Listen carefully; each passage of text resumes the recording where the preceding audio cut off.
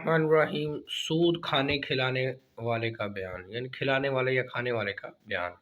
ارشاد باری تعالیٰ ہے، اے ایمان والو، اللہ سے ڈرو، اور اگر تم واقعی مومن ہو تو جو سود باقی رہ گیا ہے اسے چھوڑ دو، اور اگر تم نے ایسا نہ کیا تو اللہ اور اس کے رسول کی طرف سے بڑی جنگ کا اعلان سن لو، اور اگر توبہ کر لو تو تم صرف اپنے اصل مال کے حقدار ہو، نہ تم کسی پر ظلم کرو اور نہ تم پر ظلم کیا جائے گا، اور اگر مقروض تنگ دست ہو تو اسے آسانی تک مہلت دینا لازم ہے، اور یہ کہ تم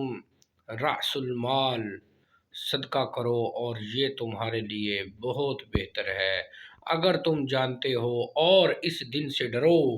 جس دن تم اللہ کی طرف لوٹائے جاؤ گے، پھر وہاں ہر شخص کو اس کے اعمال کا پورا پورا بدلہ ملے گا اور ان پر ظلم نہیں کیا جائے گا۔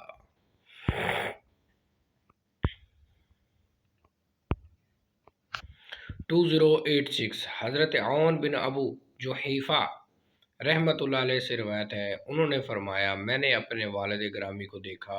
انہوں نے ایک غلام خریدا جو پچھنے لگاتا تھا،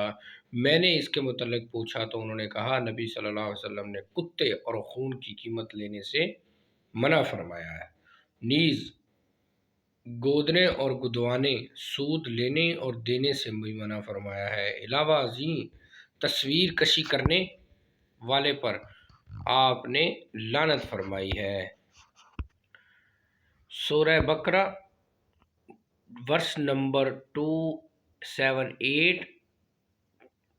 281، سورہ بقرہ۔ نو صحیح بخاری حدیث نمبر 2086۔